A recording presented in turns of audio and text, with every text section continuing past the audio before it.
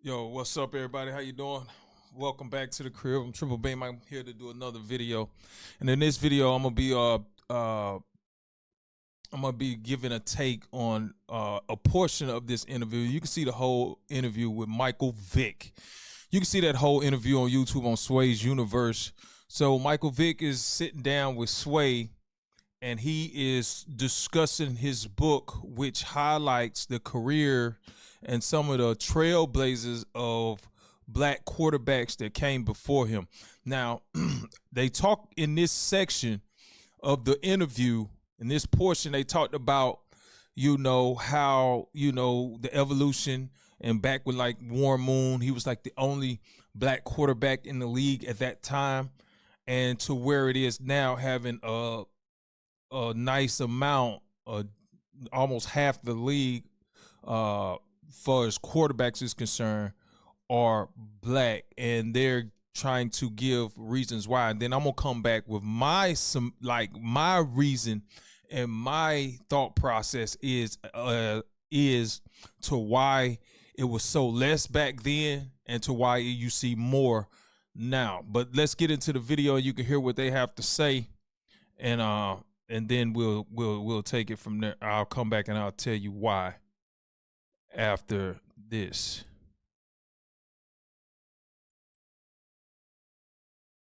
You respect the quarterback position and respect the National Football League and the growth and how this is a celebration and not in any form or way of being divisive.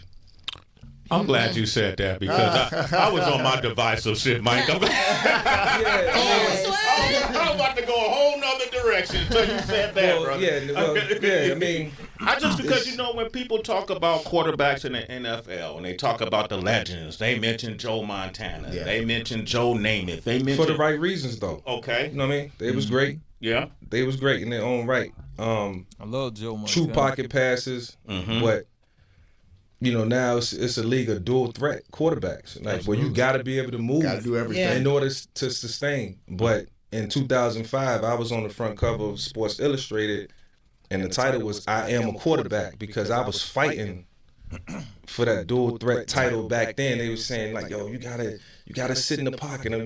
You running the West Coast system. You gotta be like Joe. You gotta be like Steve." I'm like, not really. That's not me. You know what I'm saying? And so I look back now in hindsight, fighting that fight and continue to push forward and being myself, which Dan Reeves, the late great Dan Reeves, rest in peace, told me, I drafted you to be you, to play the way you played in college. And I don't never want you to change that. I stuck to that. And now when you look around the league, that's what we see. And that's what me and Anthony wanted to highlight. And that's why I wanted to pay homage to those who came. Yeah, I mean, the fact that half the league is black quarterbacks now. Yeah. Think about it. Warren says something in the doc where he's like, when I came into the league, I was the only one. Because Doug had moved to the USFL and the other Randall Cunningham hadn't arrived yet. So that's not ancient history. That is in my lifetime. Wow. We want this generation to know the history. Yeah, it wasn't preordained that you were going to be able to be a starting quarterback. How much was that politics though? What percentage of that was because most of it, right? Because you have guys. You can't tell me that Warren Moon couldn't have been a starting first quarterback. round pick in today's time. Absolutely. So it's that, but it's also and Michael gives much love to Donovan McNabb, who came 2 years before him. Who often he's been on this show. Yeah, he's often gets kind of forgotten in the story, but once Michael was drafted #1 overall, like that's the point of no return. Like Donovan 2 years before, and then Michael, getting drafted 2 years later.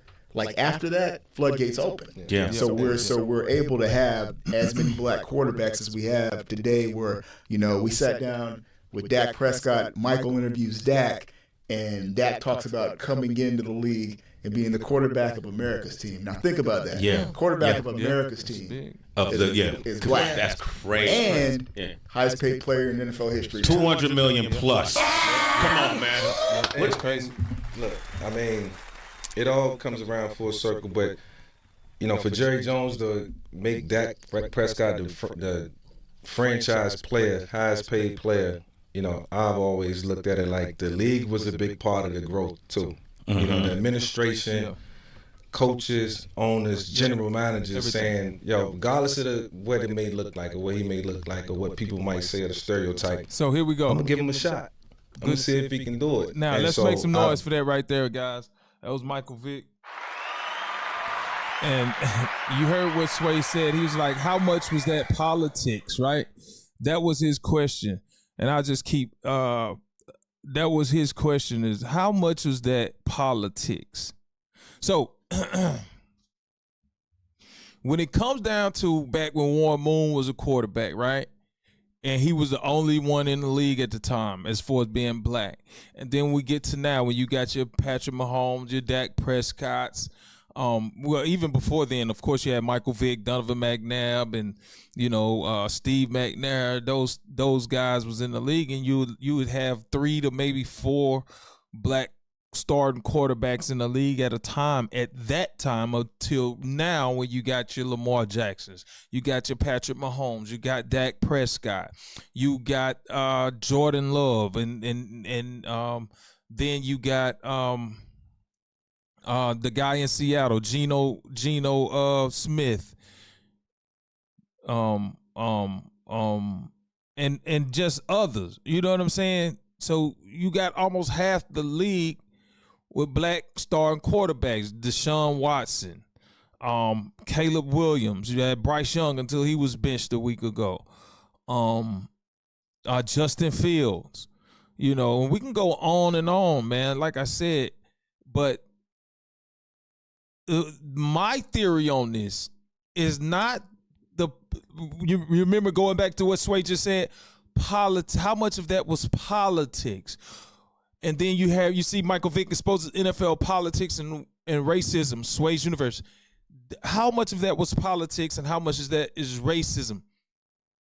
And the NFL is a business. You know what I mean? They are a business. And there's no doubt that there are politics involved and that there are some racial aspects involved in sports, period. In all sports, on all levels. Okay? I mean, we just have to call a spade, and we have to say what it is, right? There is a level of that. But for me, I think the business of the NFL outweighs the racial aspect of it, in my opinion. And so when I go back and I look at the Warren Moons of the world, and at the time, the racism was there, okay? But the racism, I don't think, came from within the league. I think the racism was with the fan base, okay? And that's my point. The reason why we didn't see a lot of black quarterbacks in football back when Warren Moon was there is simply based off the demographics of the consumer of NFL at the time. It wasn't a lot of black NFL fans at the time in comparison to the white fans, the white Bible Belt fans of the NFL at that time. Okay? We start to see an influx of black culture in football pre-Michael Vick. Then when Michael Vick gets drafted into Atlanta, we see a bigger influx of our culture within the league.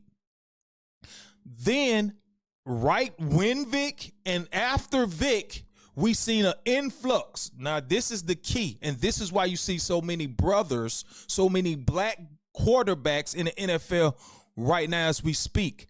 Because right after Vick, we seen a huge swell of new fans that begin to pay attention to the NFL. And that new fan was the black woman. When black women start embracing football and embracing the NFL and embracing football as a whole, that's when you see the black quarterback start to emerge more and more on these teams in the NFL. We have more black women watching sports and watching the NFL in particular than there's ever been. And that is, my friend, is why you're starting to see more black quarterbacks, because they represent the demographic of the fan base. And that's why it's more even. And that's what it is. And I've been saying this for years now.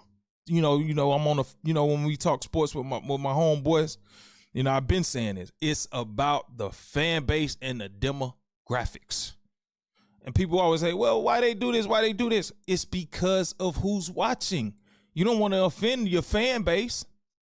And black people are not going to, the black women and the black fans are not going to watch if they're underrepresented or don't feel like they're represented well within the sport. They're not going to watch it. And that is why, my friends, right there. So, I just saw this video. I watched a little bit of it, and then I stopped it because I just wanted to address that point that, Sway and what Michael, they was trying to relay in the video. So I want to address that point really quickly. So I think I got that out the way as far as what I want to say about that. But it's about the demographics, man. But anyway, shout out to Vic, shout out to Sway in the morning. Not Sway in the morning, it's Sway's Universe now. Shout out to Sway, shout out to Michael Vick. And like I said, you can go and then you can get his book. I guess he's doing a press run on the book that he just did. Not a book, it's a documentary, I'm sorry. So y'all can go and check that out whenever it drops. And you can watch this full video on YouTube. Michael Vick exposes NFL politics and racism on Sway's Universe. I'm Triple Bean. Welcome to the crib. I'm out. Peace. That's a motherfucking no-no. It's just another episode. Get your popcorn ready. We let the chopper explode.